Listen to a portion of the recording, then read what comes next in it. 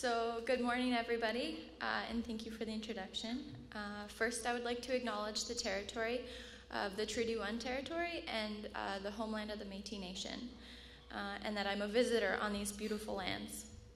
I would like to acknowledge Chief Justice Murray Sinclair, the elders, the residential school survivors, and those who did not survive. I would also like to acknowledge the change makers, the social innovators, and everyone here that is working to make our world a better place. So my elders told me to always speak from my heart, but I'm really nervous today, so I wrote out my speech, but all of the words on this paper are from my heart. So my name is Raven Lacerte. I'm carrier from the Lake Babine Nation in central British Columbia, and I belong to the Grizzly Bear clan, and I have a little tattoo of a bear right there. My mom is the late Loretta Lacerte, and my dad is Paul Lacerte. I'm 20 years old, and I was born and raised in Victoria, British Columbia. I'm an Indigenous Studies student at Moosehide College, and although I'm just beginning my learning process, I'm honored to be part of this summit and to have the opportunity to learn and share with you over these past few days. I've learned a lot, and I'm excited to bring my new knowledge and understanding home with me. It's an honor to be standing here with my dad and to be walking this journey with him. Today, we are here to speak about the Moosehide Campaign that our family started in 2011. The campaign's vision is to end violence against Aboriginal women and children. But first, in terms of our own communities, I believe it is important to understand why many of our people are angry so that we can figure out what it is we need to fix it. As Justice Murray Sinclair highlighted, the impacts of residential school is one of the contributing factors for the cycle of violence in our communities. So I want to share with you how my family has been affected by residential schools. My mom and her siblings attended the LeJac Residential School in northern British Columbia in the last years that it was open, and her parents attended the school before that. For my mom, her suffering lasted her whole life. When she was young, she was not taken care of properly. As a result, she was malnourished. Residential school stunted her abilities to live her life fully and to be there as a parent for my sisters and I, as well as she could have, which affected my life and my family's life. Growing up, she only spoke carrier until she was 6 when she was put into the residential school. And now because of that, I grew up knowing very little of my own traditional language. I use this example because those schools have caused so much pain and hurt that the effects have lasted through many generations. For my mom, the loss of language and culture were the worst parts of her experience in her time in residential school. Her brothers and sisters suffered in many other ways as well. Residential schools took a lot from our people. Things like love, safety, a sense of identity, and our cultural ways of living and being. Traditionally, First Nations cultures held up and honored women, but many of our First Nations had matrilineal and matriarchal systems. But often those values and systems got lost because of the schools. Many of our people are so angry about what happened, and sometimes we turn to alcohol and violence as a result of our rage. Other non-Indigenous people in our country watched the government and the churches treat our people, and many of them acted in the same way. They saw that it was okay to treat us with a lack of respect, and they were even told they were superior to us. This has really affected our people because of the racism that resulted in all of the systems of our society. And that racism is also a big part of why there's so much violence towards Aboriginal women and girls in our country today. Because people think it's okay to hurt us and to treat us with a lack of respect.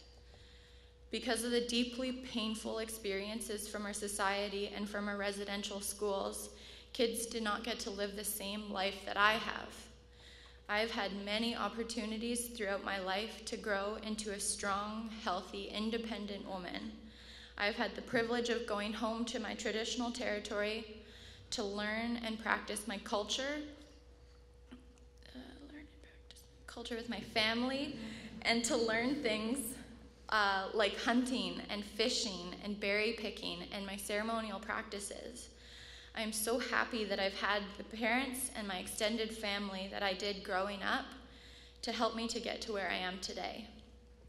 A place where I can stand up in front of a room full of people and tell them that I'm proud to be an Indigenous woman.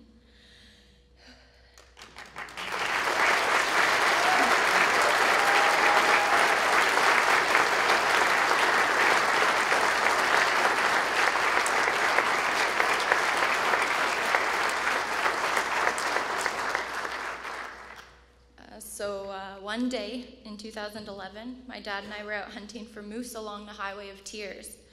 I can't tell you exactly where because it's a really good hunting spot and it's a secret. So while we were cleaning the moose, my dad and I started talking about Jack Layton's recent passing and reflected about the White Ribbon Campaign that he started in 1991. Since we were on the Highway of Tears, we thought about the women that have gone missing or been murdered along the highway and decided we wanted to help make change. Because of the cultural significance, we thought that First Nations men may connect more with a piece of moose hide and thought it would help bring out and honor the healthy warrior spirit. The idea was to reclaim the Highway of Tears and by practicing our culture and turn it into something positive. So we agreed to tan the moose hide, cut it up into little squares, and ask men to wear it. It was a cultural way for men to start to stand up and speak out against violence towards Aboriginal women and children. The Moosehide Campaign is one way of dealing with the issue of Indigenous people are burdened with from residential schools. I think that one of the best ways to deal with any issue is by resorting back to our culture to help us move into a better future. Moving to a place where Indigenous women like me are free from violence. The Moosehide Campaign is just one example of a social innovation that is working to create a society where Indigenous women are treated with love and respect every day. It is helping to bring reconciliation to the relationship between men and women. My dad is going to speak next, and he will talk about the Moosehide Campaign and how it's spreading across the country.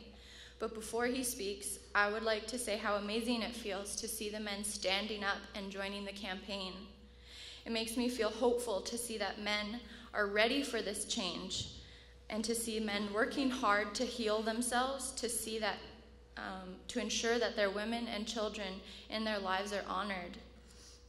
I'm proud that the Moosehide Campaign has connected with so many Aboriginal and non-Aboriginal men and that they can see the importance of standing and making a positive change. It needs to be a collective effort, and we need to stand together to become stronger and healthier. We have to break the cycle of violence, and we have to break the silence. By reaching out to men, we create the space to talk about where this violence came from and how to change it. So for those who supported the campaign and who are prepared to take a stand on violence and on this issue, I would just like to say thank you. And I would like to thank my dad for his hard work and his leadership. So in my language, Masi means thank you. So thank you very much, and Masi Cho.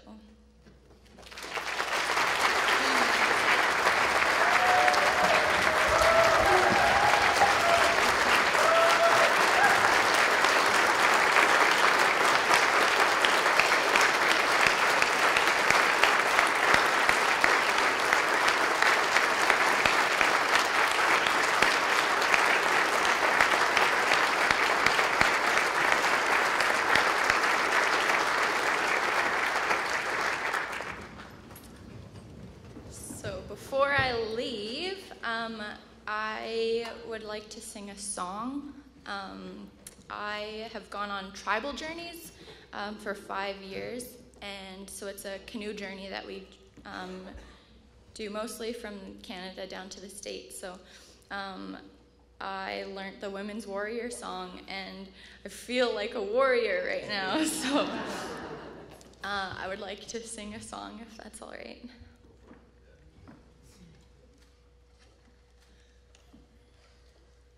And if you guys know it, then you can sing along with me.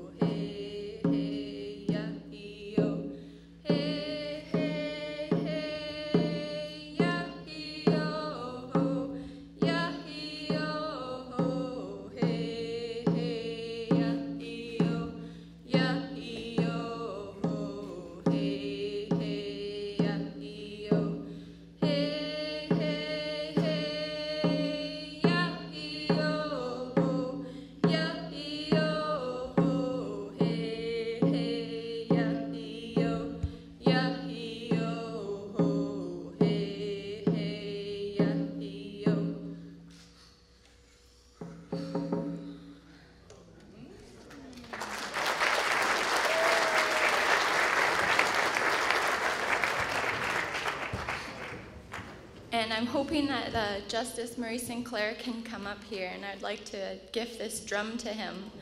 And I just want to thank you for all of your hard work and everything that you've done for our country. So.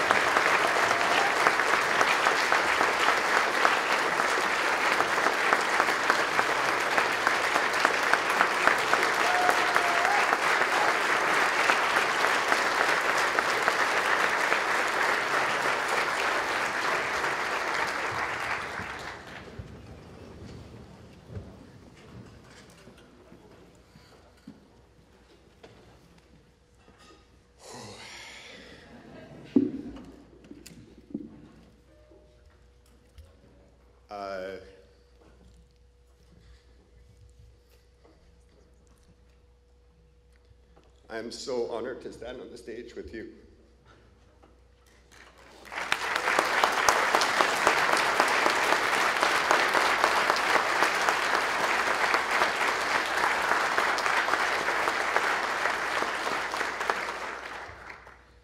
It's an honor to follow Raven. I want to take this rare opportunity to promise you that I will not rest until this country is a safe place for you.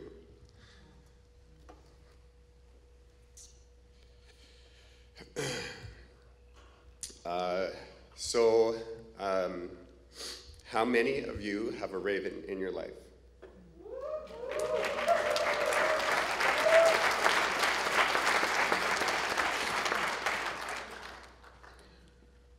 And I want to ask you respectfully, are you doing enough to make sure that she's safe?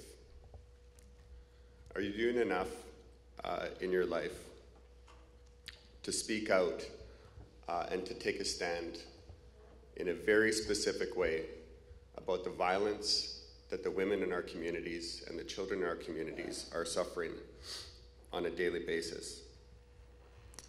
I go to spaces where women organize, and I don't see very many men there.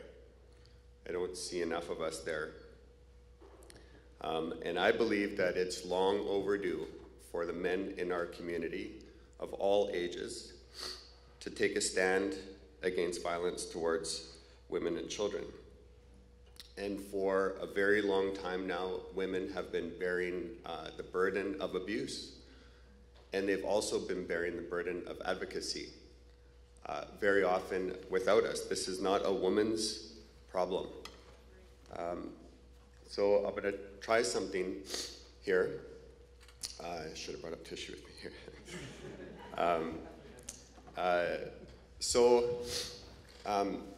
We've got a lot of healthy brothers out there. But just being awesome.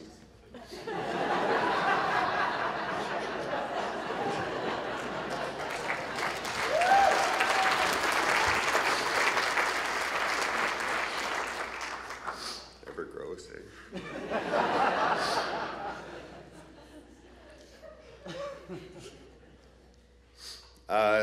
And there's a lot of us who are busy, you know, and for some of us, we had that experience when we were little. You know, we grew up in houses, there was a lot of this, especially on us as little boys. So we go about doing our work, but more of us need to take a stand. More of us need to speak out on a daily basis. More of us men need to stand up. And so for the men in the room here, if you're ready to take a stand, if you're ready to stand up and speak out about this issue on a daily basis, then I invite you to stand up right now.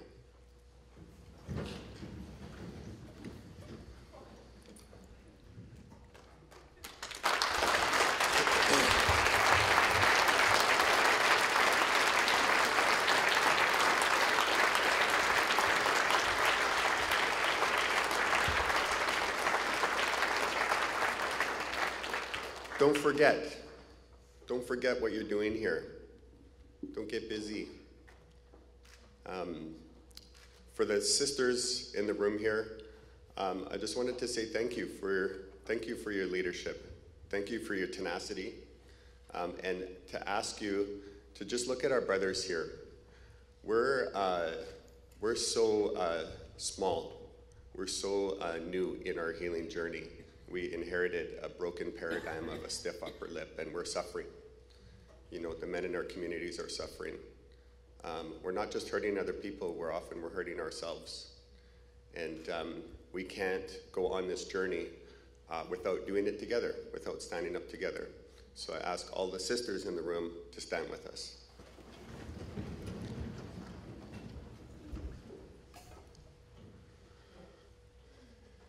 So Justice Sinclair is calling us to action. He's calling us to stand up. And part of the describing the vision in the sky, you know, is our people standing up together, like the warrior women that we have up here in the generations before us that have been taking a stand.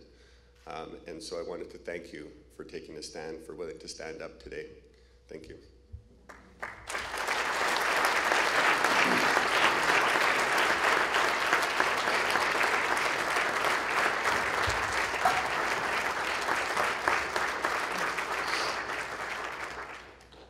There's a few men who have already, go ever sick, sit down.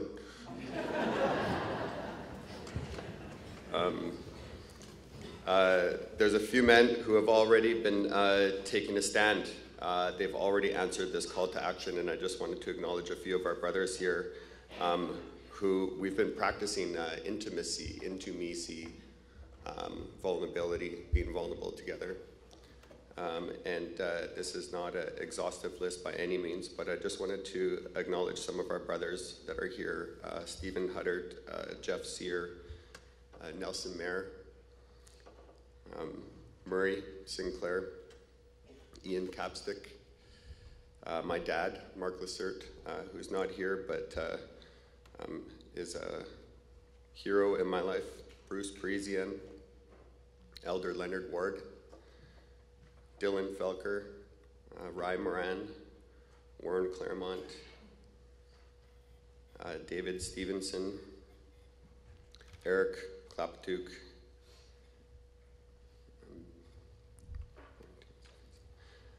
and Stephen Kakfui. Stephen last night practiced intimacy, and he shared what's very hard for a lot of the men in our communities to share about what happens for us when bad things happen to us when we're little. You know, and he talked about how hard it is to love and to trust people when our boundaries are broken when we're little. And how grateful we are for the love and compassion of the women, the matriarchs, the sisters, aunties in our communities who are so patient with us as we learn what it is to be a man, how we relearn what it is to be a man, because we didn't get it from our dads in the residential schools, and a lot of us that grew up in alcoholic homes, we didn't get it from our dad when we were little. And it really struck me, Stephen checked in with me this morning about the effect of some of the words that were shared last night, and really struck me when Wab said, you know, I thought that all this time I thought that my dad hated me, you know, because he's supposed to be there to protect. He was supposed to be there to protect me, and then, but he was the one that was hurting me the most.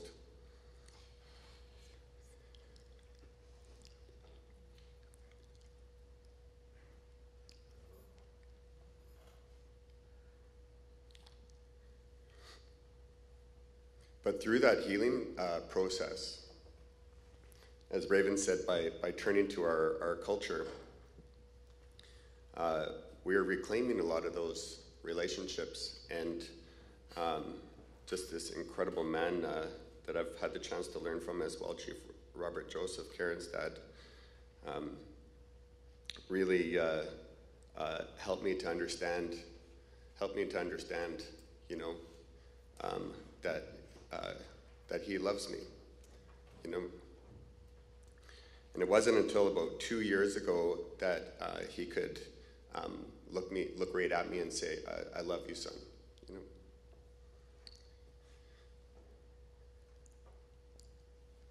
So these are some of the reasons why the Moosehide Campaign is so important for us to spread it, to spread the Moosehide Campaign across the country, because it's a bite-sized chunk of the calls to action. It's a daily opportunity. If you wear it every day, it's a daily opportunity to have a meaningful conversation about reconciliation. The space in between the men and the women and the parents and the children in our communities was corrupted on purpose. And it's an opportunity to, as Raven said, break the cycle, break the silence, talk about it, you know. So how it goes is you wear this thing and you walk around and people see it and it looks weird. It's like and then they want to ask you, people like looking at it, you know, and then they say to you, oh, like, I see you got this thing on, like, what is that? Then I'm always like, it's Moosehide.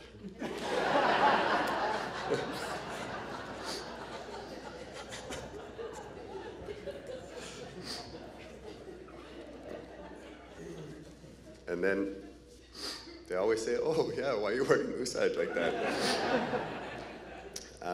And I say, thank you for asking. And so I invite you who want to participate in the campaign, you're ready to wear this and to speak up and to answer the call to action every day, to say thank you for asking, and to smile. Because it's hard conversation to have, and it's good for a little bit of relationship capital at the beginning.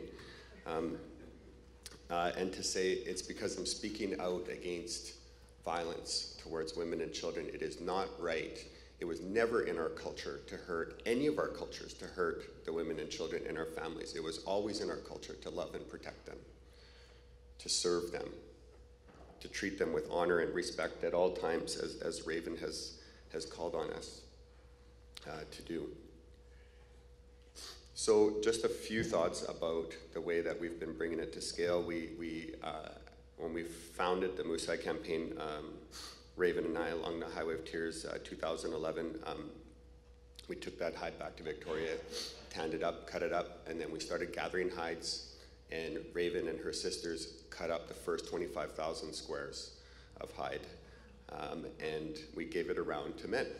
And it was very organic, poorly organized.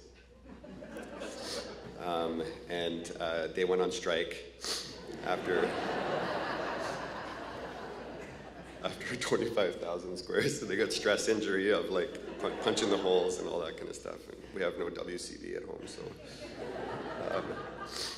so we achieved our first objective as a family of 25,000 squares, and immediately, leaders that's here, Barbara Burkett and Bruce and Letitia Debbie Williams and others, leaders in the Friendship Centre movement in BC, jumped at the chance to support the campaign for the BC Association of Friendship Centres to play a host agency role and to help to bring it to scale. And we held our first men's gathering in Victoria. And what we did was we sat in circle and we passed around a sacred object. In our case, it was an eagle feather. And we checked in with each other. And we just said, this is what's happening for me, you know. And some people disclosed, and we did it in a safe way. And then we marched over to the legislature, and we had a press conference, and we used media to communicate to women who are suffering, to say, I'm sorry. I'm sorry for what's happening to you. I'm sorry that we have been so absent, and to promise and commit ourselves to action. We started scaling up the Moosehide Campaign, and we've now achieved over 100,000 squares of moosehide that has been cut up and distributed across the country. Just a few thoughts about examples, First Nations communities. On Vancouver Island, there's no moose, so they, a band there started a Deerhide campaign, and they hired 2 young guys. They passed a band council resolution, gave $1,000, hired these 2 young guys. They went out, shot these deer, gave the meat to the elders, and tanned the hide, and gave it around to every male in the community that was old enough to speak. That was in the BCR. And they said, here's this is what it means. And some of those kids, nobody ever said that to them. All they ever saw was jealousy and coercive behavior to control women so that we don't feel uncomfortable because of their independence. Those kids saw that that's how you do it. And then they start doing it, you know. And the feedback that we got from that community was really powerful. The prison liaison worker at Matsqui in Kent, maximum security penitentiaries, talked to the Brotherhood inside, and they started a campaign inside called the Moosehide Campaign. We can't bear to harm our women, they call it. And they sent me out a little chunk of bear hide, so that when they get out, they can do something other than this, you know, to resolve their anger. For the Deer Hide campaign, they made T-shirts too, and it says, "You don't have to hide, dear."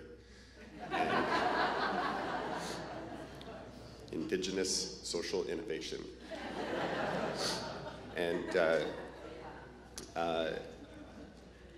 they started wearing them around the community, and people were like, "What the heck is that?" You know, and so that's our vision, is to bring that way of thinking to the whole country, so that it's an unwelcome behavior, and we talk about it at scale.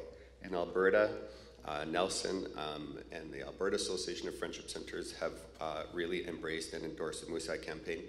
They started working with their provincial government, and I turn on the TV, and Rachel Notley, the Premier of Alberta, gets up, and she's wearing the Moosehide in the Alberta legislature, and the camera pans back, and all the MLAs are wearing it. We started 2 years ago a national one-day men's fast. So we're fasting, and we're bringing more ceremony into the space to accelerate the healing in the spiritual trauma that comes from this issue is so painful, and we need ceremony. So we started fasting, and we invited the BC legislature to fast with us. And all of the legislators wore the Moosehide, and 11 MLAs, including 3 cabinet ministers, fasted with us. And 7 of them stood up in the legislature and made private member statements and said, "I'm fasting to end violence." Some of them said against Aboriginal women and children in this country. We have to act today.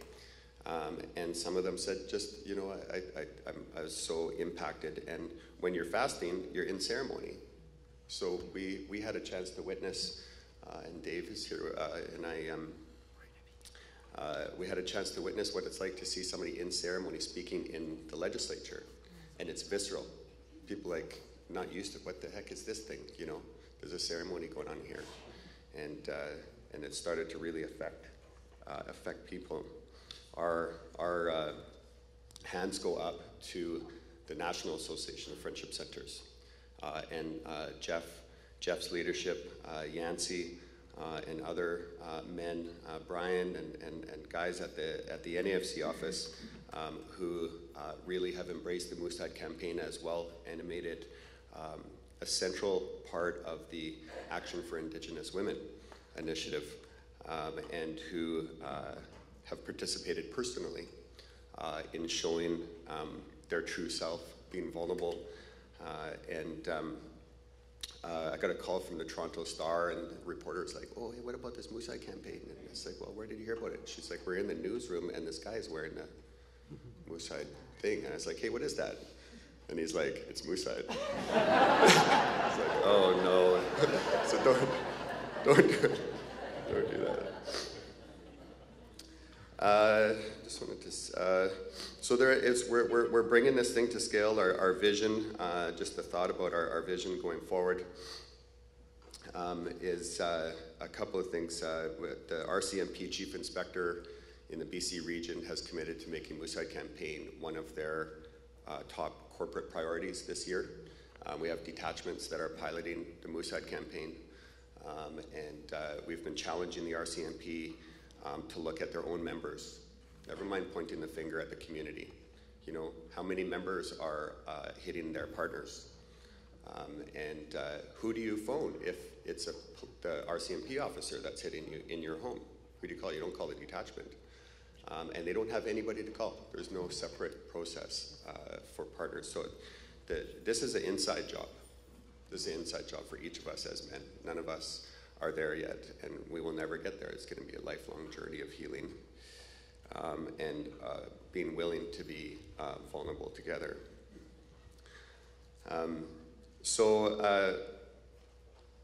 Our objective, we fasted in October. 16th was our last fast. Our next one will be February. It's right before Valentine's Day that we're having a national men's fast.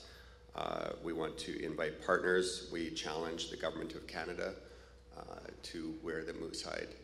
In the Canadian Parliament, every MP to wear the moosehide, and for many of the men to fast with us, to deepen their commitment, to offer a little something.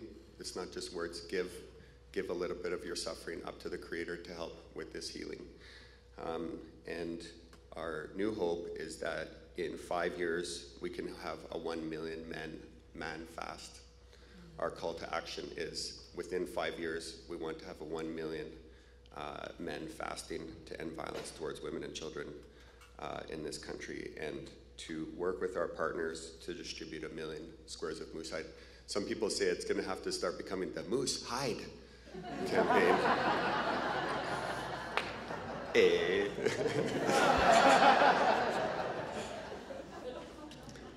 So that's the end of our comments. I wanted to finish with this love.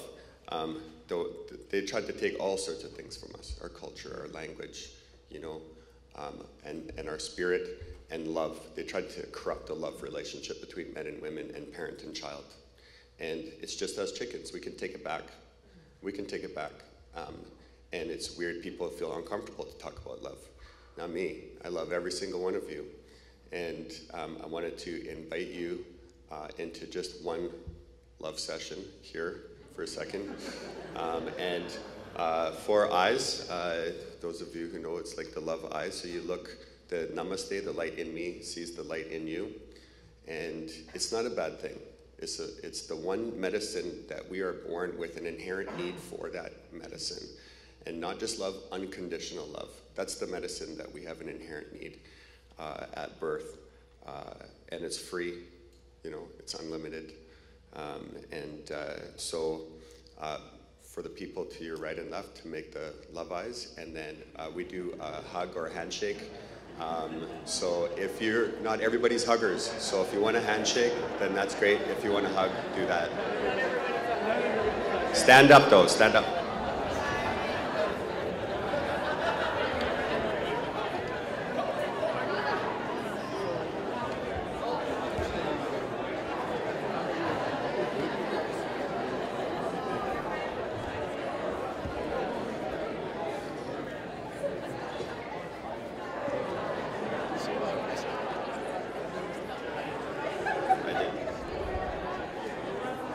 Okay, just 1 or 2 people, gee, you guys.